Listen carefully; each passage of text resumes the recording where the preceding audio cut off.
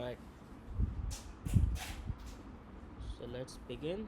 Uh, Last time we carried the UI, the how to work with the UI and managing those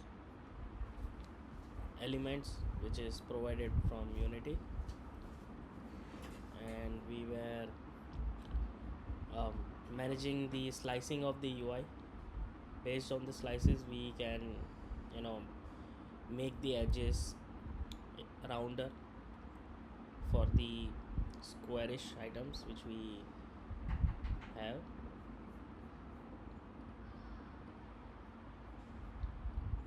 Okay, so in this lecture we are going to continue with the new topic which is physics.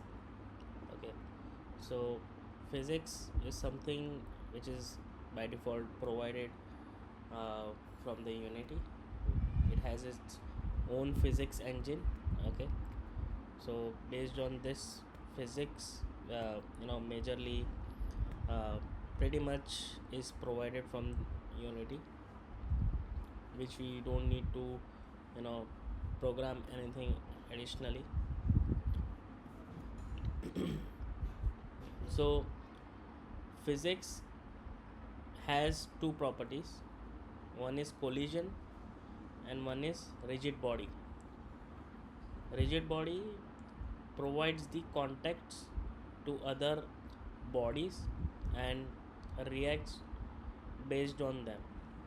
Also, there are triggers as well to, do something uh, while working with them, that needs to be having certain uh, properties when pass through it. So let's take an example. There is a finish line. When you pass through it, you can directly detect like which player um, has won, what was its position based on that. So triggers comes into that place. Another things is collision. So collision also works based on that, but it won't allow object to pass through the collision, the collider. Okay, so there are several types of colliders which Unity provides. Okay, so some primitive colliders are recommended to, optimize the games, because there is a property called, there is one collider which is mesh collider.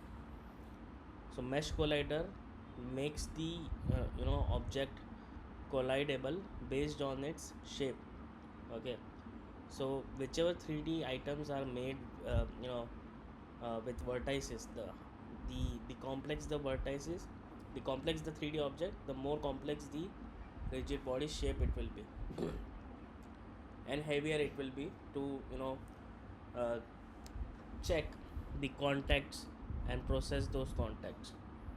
All right, so and also Unity do have rigid body 2D and rigid body 3D. So rigid body 2D and rigid body 3D um, works differently. Okay,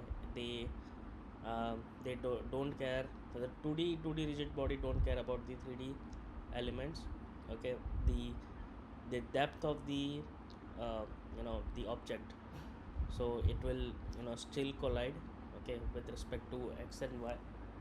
Okay, so giving an example of 2D collision. So let's take one square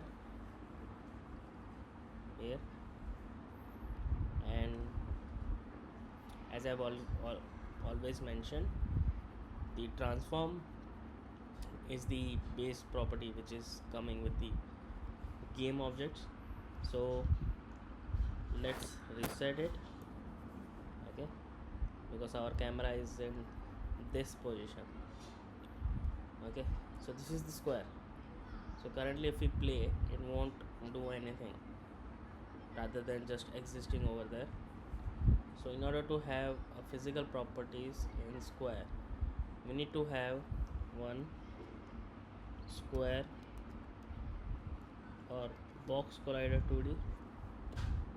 Okay, so once we have a box collider 2D in this,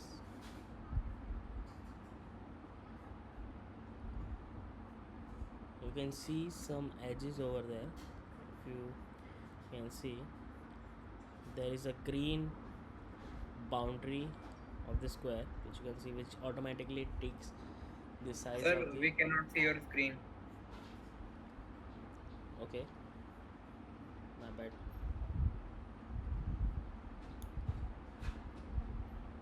Can you see now? Yes, sir. Okay, so yeah, where was I? So yeah, there is one square. uh, Let me do it again. So there are 2D and 3D colliders. So first we'll have sprite, and let's take a square.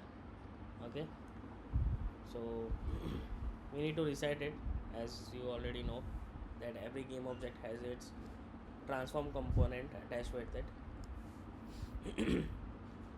So we created a square, and you can see this is a sprite. Okay, sprite renderer. So it will have a sprite renderer which will render square. Square is located somewhere in the project. Okay, and later you can change it as you want, but now this is a square.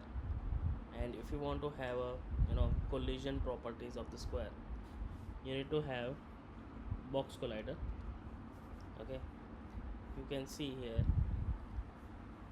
if I disable the sprite renderer, it won't render. Now you can see there is a box collider. You can see see green outlines of the uh, collision boundary. So it automatically takes the size of the sprite renderer and assigns its boundary based on that. You can also edit the properties of the box collider if you need certain, you know based on your usage. Okay, you can see there is an edit property of the box collider which can set the geometry of the box collider. If you click highlight, there you will be able to see tiny, you know markers, tiny handles over here on the edges, that you can expand or shrink like this.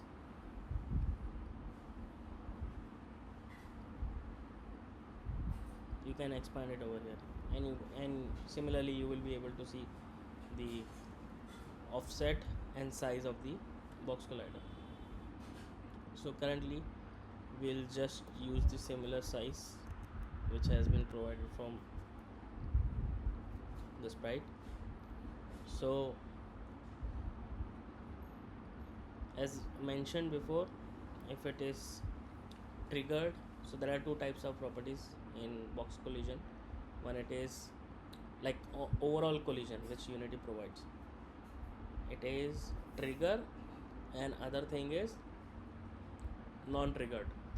So trigger is something you want some objects to pass by, like, you know go through it, go inside of it. Okay, to detect some events. Okay, so based on this, trigger is very helpful. Like, there are certain games, like the racing games, you want cars to go pass through it in order to check the lap or game finish or whatever things you require. So the trigger comes to that place, it won't stop or you know make a dramatic effect that car has collided with the square. Okay, it will let the rigid bodies with the colliders pass through it, okay, without any problem. So rigid bodies are the ones which provides the events of the collision. Okay, by standalone box collider 2D or box collider 3D won't give any events. Okay, so any of the objects, like let's say there are two game objects. Okay, there are two squares. Okay, if they want to collide, they won't collide. Okay, means they will pass through it, and also you won't get any events out of it. So in order to have event, any one of them should have a rigid body. So rigid body is responsible to check the boundaries of the collision with other collider, and based on that, if it is trigger or if it is non-triggering or the collision event, it will react based on that. So if it is non-trigger, it will just simply like bounce it off, or it will react based on the the velocity, whichever it is. Okay, by default Unity provides gravity, which is 9.8 meter per second, which is already provided. If you still want to change the gravity of the game object, the entire scenic world of this project, or maybe you can say the world of the project, there is settings inside project settings. I have docked it over here, but if you still want to access it, you can go to edit project settings over here.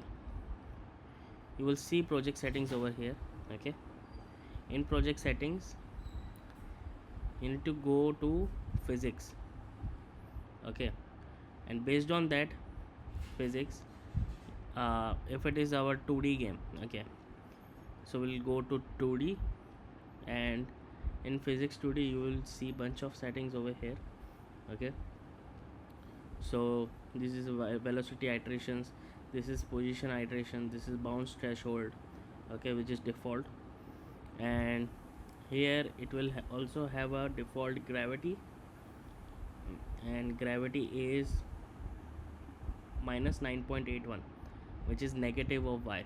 Okay, which is standard Earth's gravity simulation. Okay, so in Earth the gravity is minus 9.81 g's. Okay, you popularly people call it 9.81 g's. Okay, it is considered as vector, but some people don't consider this as a vector.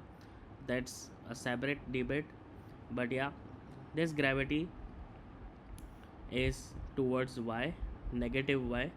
Okay, so each object will fall towards down. Okay, downwards. You can see this arrow points to the y-axis and this arrow points to the x-axis. So based on this 2D game, this is x and y. Okay, z is not required because this is 2D game. Okay, so z is ignored out, although you will be able to see z properties over here. Okay, but it won't make any difference over here. If I change any values, okay, you will see the box is going back and forth. Okay, it will still affect because currently our camera is in perspective mode. Okay, this camera is in perspective mode, as in it will see the depth of the game objects, or the scene. Okay, it can see the depth. So if I move the square forward, you can see the other square is behind that of the square. Okay, so let me change the color of the square so you can see correctly. Okay, like this, you can see the depth because of the camera. Okay, so if you want to have a purely 2D game, you can change the properties of the camera to orthographic. Currently it is perspective means you can see the depth. Now if you change it to orthographic, okay, so now this is orthographic. Okay, if you want to see what's really happening, if I click over here, you can see this is the boundaries. You can see the camera, whichever items are in this cuboid. Okay, this long cuboid will get rendered into the camera because this is orthographic camera. If you go to perspective, you can see it is triangular, like a pyramidal shape. Okay, this is the pyramidal shape. So whichever game objects fall in this view, pyramid view, okay, or maybe you can call frustum, okay, frustum layout, okay, it will get rendered in it. So for pure 2D games, you need to have it orthographic. You can see a difference, okay. If I switch it to orthographic, okay, you won't see any depth, okay. However, the this square is behind this square, okay, another square, this one, you can still see the same size of the square because it is orthographic, it is not rendering the depth. So orthographic doesn't renders the depth based on the distance. So perspective, you know on the on the view which you actually see is perspective, okay. So this perspective view, okay, which you see, the further the object, the smaller it looks, okay, the nearer it is, the larger it looks, okay. So that is the main property of perspective view, okay. So by default in Unity, if you switch to 3D, you will get the perspective camera. If you start the project settings with 2D, okay, the camera will have a orthographic view, okay. But still, if you want to change the settings, you can change it from the camera, okay. Now there is another thing which is called layering in 2D, okay. If you see this 2D, okay, if you want to switch it back to 2D, just like how it is looking over here, you can simply switch it to here, okay. So both are like nearby, okay, both are nearby, okay. So this properties which I have mentioned, the collision won't respond based on that, on the z depth, only it will reflect to x and y, okay. So in order to also the layering doesn't works like the Unity UI which I mentioned before, okay. The layering works based on the sorting order. So sorting order is something which you can see, the square one which is red and square which is white is rendering uh, above this red square. So if you want to change the layering of this square, simply you can change the order. The higher the order, the further it will render, the more priority it will have. So if I just simply change it to 1, okay, it will render above this square, correct. If I make it to white one, it will render above the red.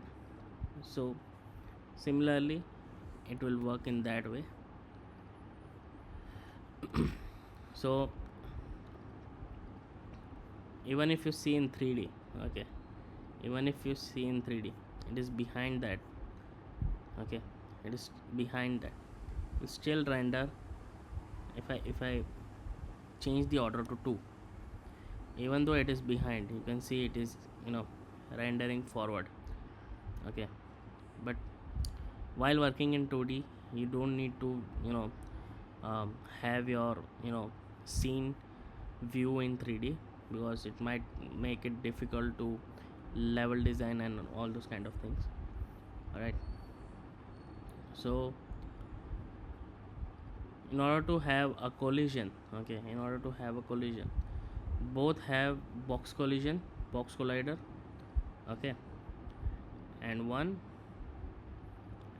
the red one will have a rigid body, okay. So Simply, if you want to have physical properties, you can simply add rigid body 2D. So if you see over here, this is rigid body and rigid body 2D.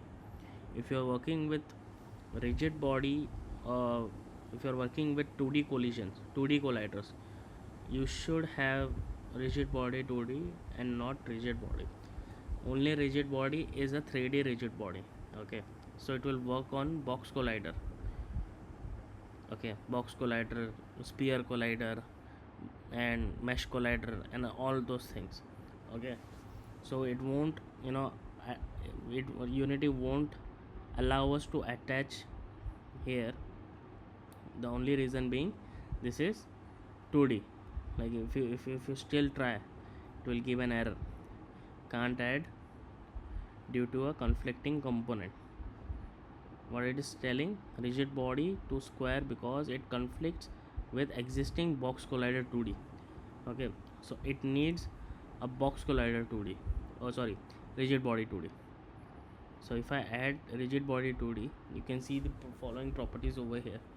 Okay, so body type would be dynamic, which is by default. Dynamic as in it will react to the physics and gravity. Okay, material, it is not that same material which we applied on the cubes. This material is different because you can see the type of material. All it needs is physical material. Okay, physical material 2D, which will be explained on the later parts. Okay, and the simulated, if you select it on, it will simulate. Okay, and it has other properties which we'll discuss later on, but let's try one thing. Okay, I'll quickly save the project and now we'll play. Okay, I can see if I played the square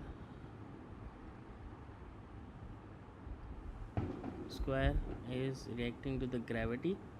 Okay, and this square, which doesn't have any rigid body, is acting as a collision. Okay, acting as a collider, so it will act as a collision. So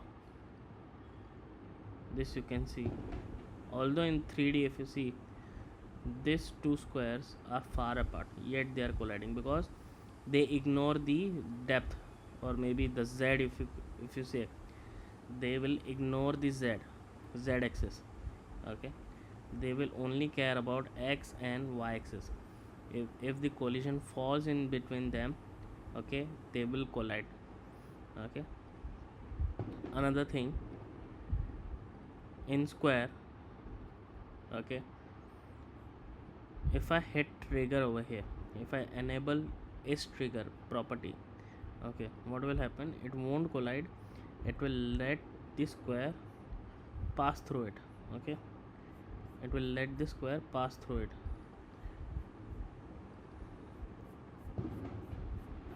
You see the square is falling down here, and it will keep falling endlessly.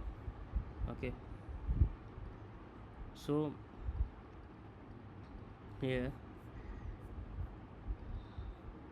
in Unity scene, you can have multiple rigid bodies. You can have multiple rigid bodies on different game objects, based on your usage, whichever it is. Okay, and here if I add rigid body 2D, both will start falling. Okay, at the same time. Okay, so the gravity applies same to both of the game object. Okay, so both will fall at the very precise moments and in a very similar way. Okay, and there are a few properties, like the rotational properties, the uh, uh, constraints. Okay, all those kind of things. So also there is an interpolation thing which controls the smoothness of the movements. but the constraints, you can have a freezing properties. Okay, freezing properties. So let's say if you want to freeze y position, okay, so physics won't let it move to y positions, so it won't, so it will block uh, y movements. Okay, if you manually override it, it will work, but physically in a natural way it won't move to y position. Okay, if i if I turn this on, okay, so this won't fall. Okay, but the other red one had passed through it, so maybe let's remove the uh, is trigger. Let's turn is trigger off.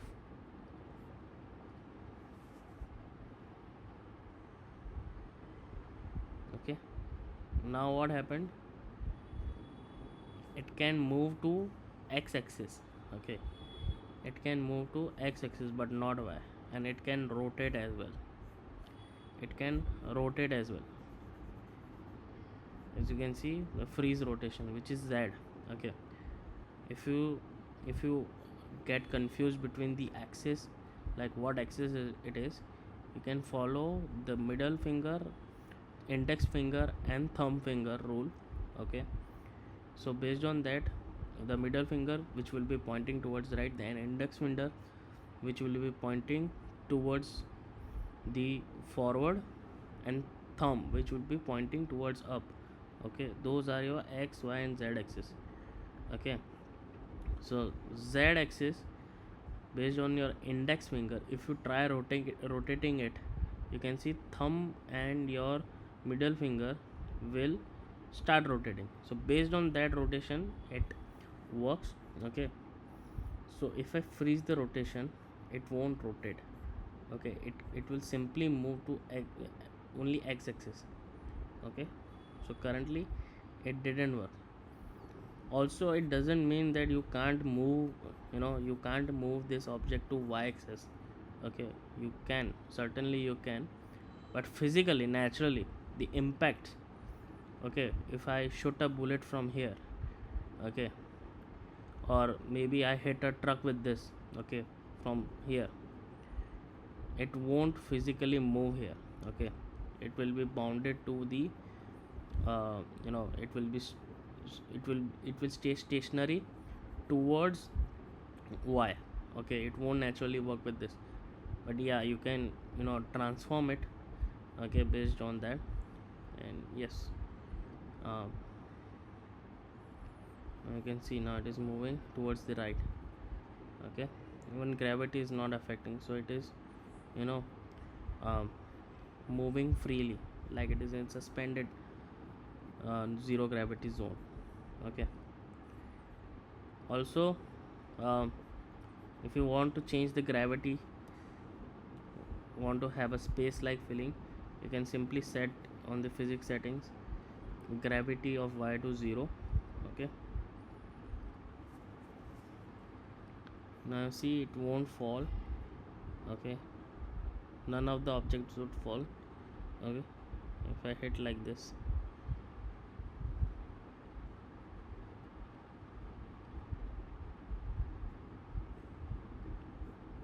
it won't, it won't let it pass through it. Okay, but if I uncheck it, okay, if I uncheck it, this will be it.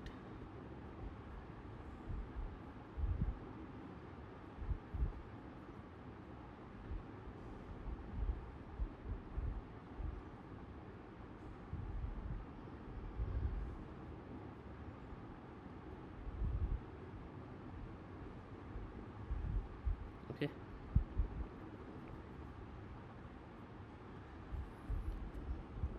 so these are the properties of z,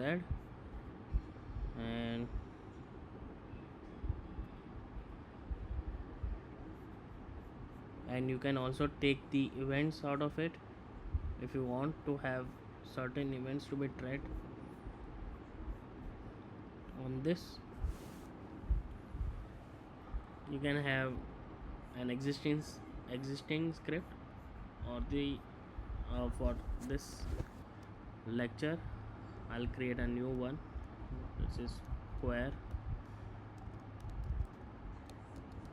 collision script.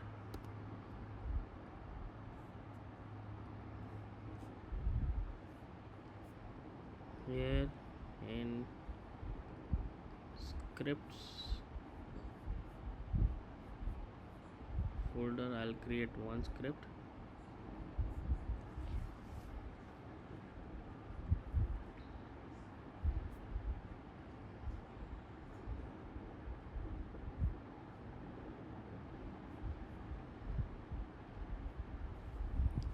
In order to have a physical contact, okay, to check the physical contact, there are two methods which mono behavior provides. Okay, so these methods are segregated for 3D and 2D. Okay, so I'll simply write on collision enter. Okay, so this method will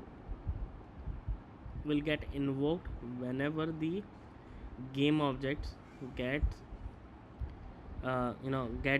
hit with some another game object. Okay, via their collision and rigid body. But this is for 3D. Okay, this is 3D. Okay, we want it for 2D. Okay, so we'll simply write on collision enter 2D. Okay, if you see a key difference in between these two, okay, you will see collision and collision 2D. Okay, these are the separate entities for the collision events. Okay, so here I'll write debug.log. okay, and simply I'll write collision happened with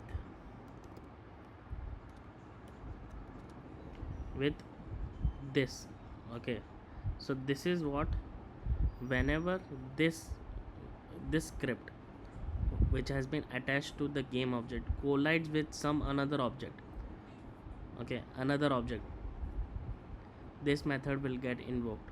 Okay, and with what it got hit, you will get it from this parameter. Okay, so what I'll write is other. Okay, in order to have a better understanding that we have hit with another game object. Okay, so other is the other object which it has hit with. Okay,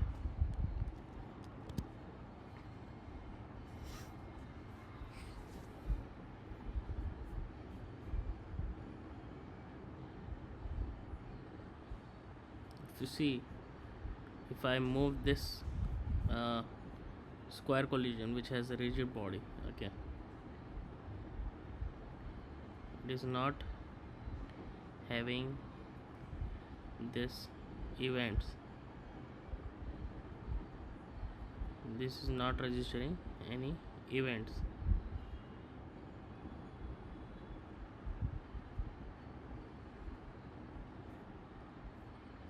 If I set the gravity to minus 9.81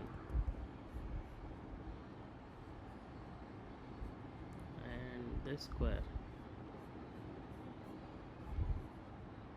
and this square, so this white square has the rigid body, correct, and we'll turn off all the constraints and we'll see.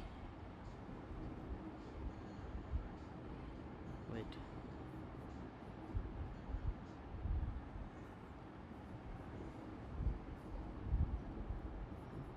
we'll make this stationary. Okay, and we weren't able to get the collision property. Okay, so on collision enter, method was not correct. Okay, it was on collision, not collision enter. On collision enter. You see,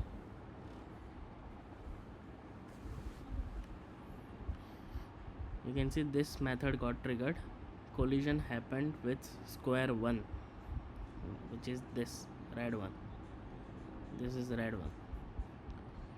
So in order to understand where the script is attached, script it is attached over here.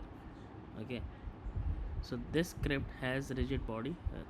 Rigid body, you know, makes the lively of the game object, which provides the physical properties, the interactions of physical properties. So without rigid body, okay, you won't get any collision. It will simply pass through it. Okay, so the collision events is basically provided from rigid body itself. And similarly, this square, okay, square collision script, okay, which had this method, okay, over here, is simply detecting with whom it got collided, collided.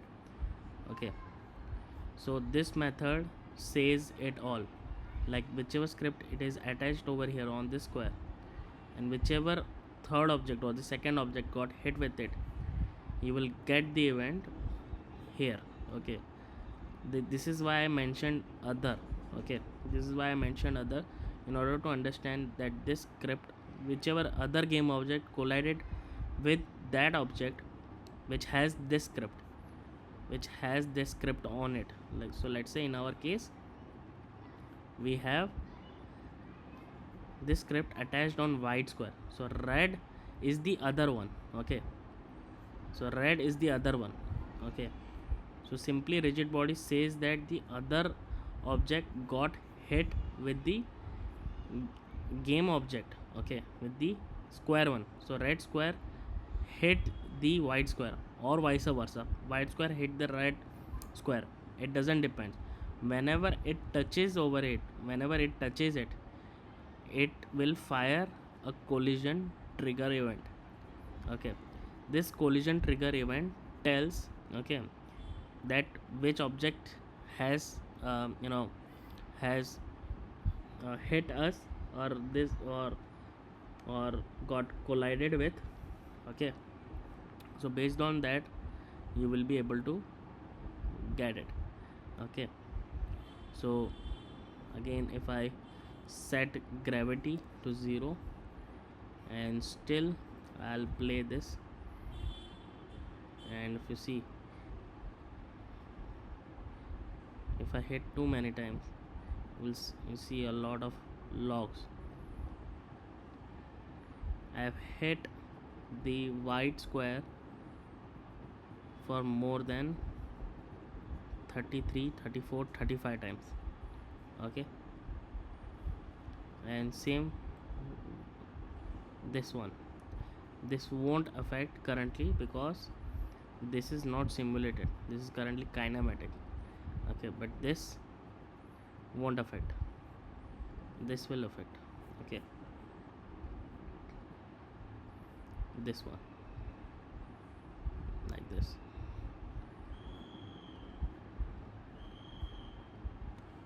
So again, going to by default minus 9.81, which is our exact gravity.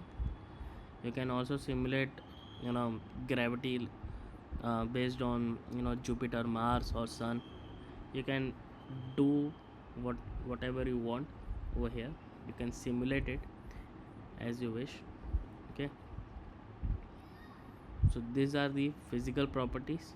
And also, if you want to have some bouncy properties, you can have a bouncy properties based on the material over here.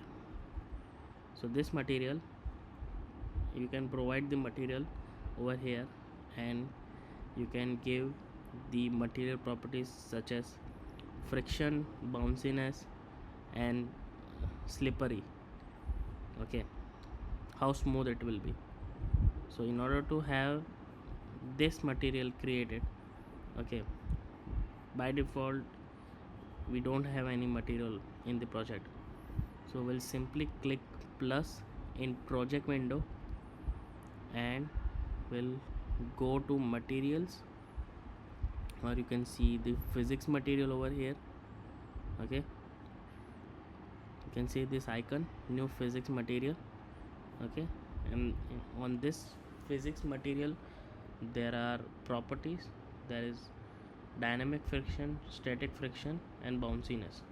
Okay, these are these three properties which is ranged from 0 to 1. Okay, and similarly this is these are the operations.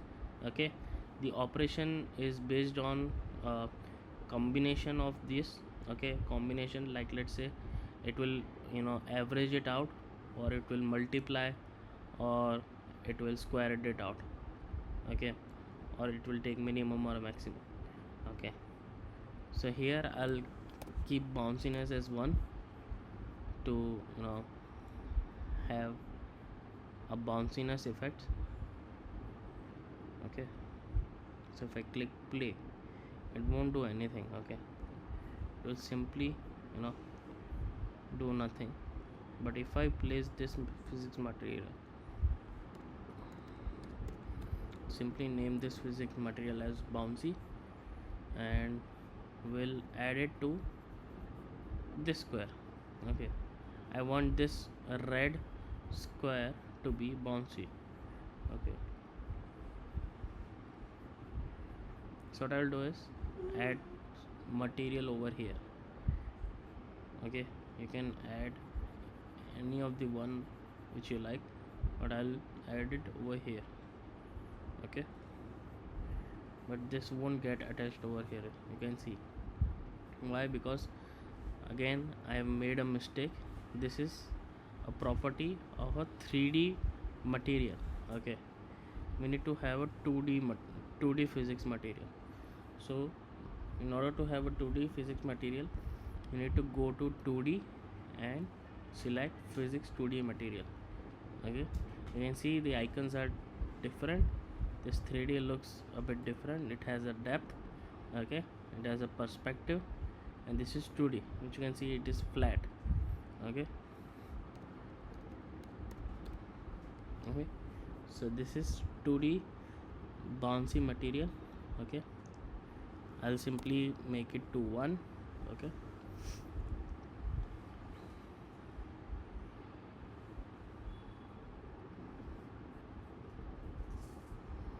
okay,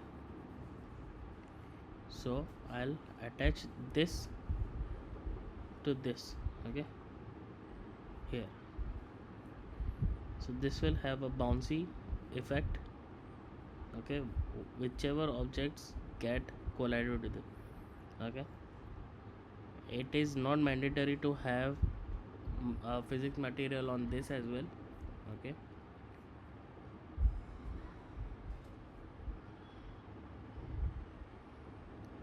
see, it is bouncing now.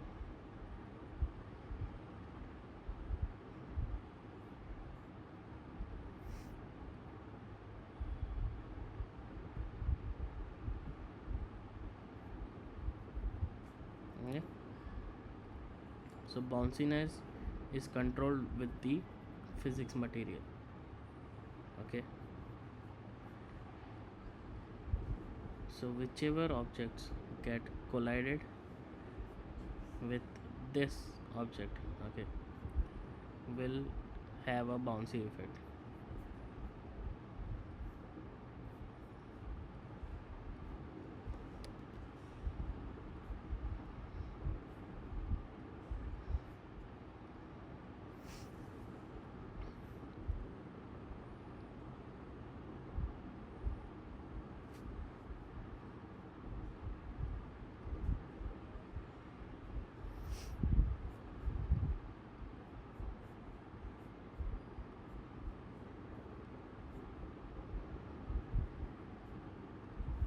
You can also simulate the properties like mass of the object. Okay, So current mass is 1, which you can denote it based on their uh, actual weight. Okay, the damping properties, which you can say uh, you know a parachuting effect. Okay, like it is getting hit with the air, so it will dampen it out.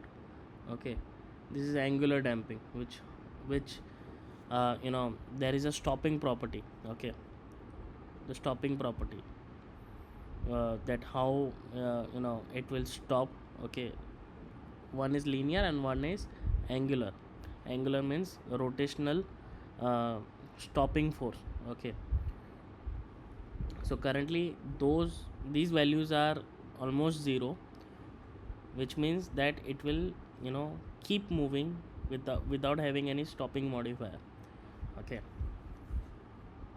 and gravity scale, if you want to change the gravity scale in the recent updates, we didn't had this gravity scale in 2D, but in the recent updates they have added gravity scale.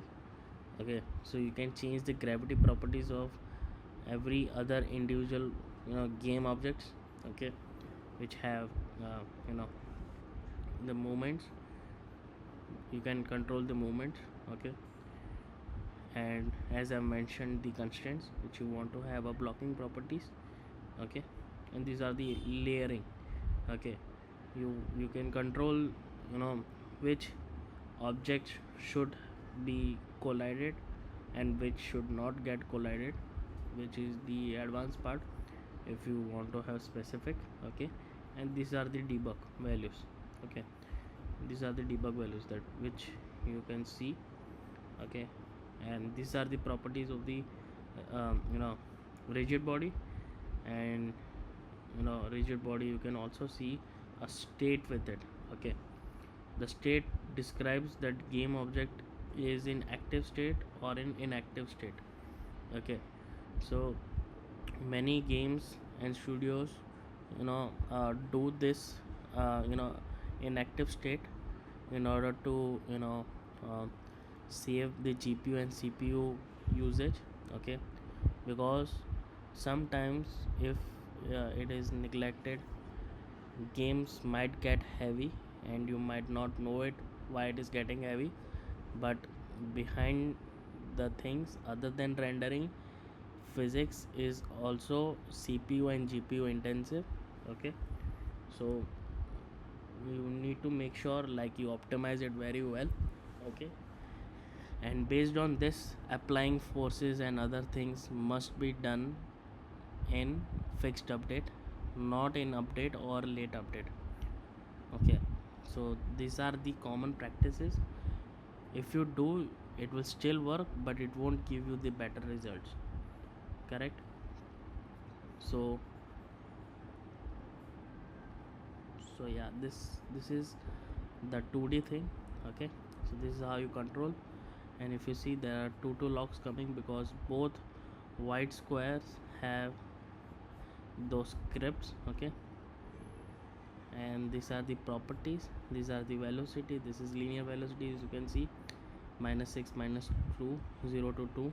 Okay, so you can debug those values over here, like what is the velocity of the object and what's not. Okay, you can see those properties over here. Okay, and in order to have a trigger thing to be checked, we'll check on the next lecture for this, that how to trigger by getting few objects passed by. So yeah, and yeah, that's it for this thing. Okay, you can handle this, you can play around with the physics. It's really fun. If you know you will understand it more by playing those values over here. You can change the values based on that. Also, you can create your own car mechanics, which Unity also provides with the wheel collider, which is again a property of a 3D 3D properties. Okay, which is a 3D wheel collider.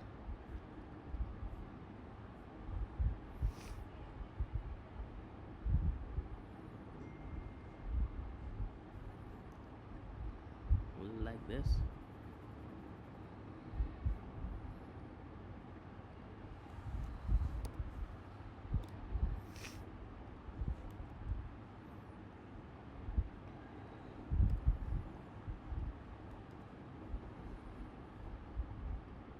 This is 3D element, but you can also have wheel collider. Okay, you can use this property to create a car as well, having four wheels, and based on that you can have a motor controls, the torque and other kind of things. So again, we'll get deep into it on future lectures. Okay, so any doubts till now?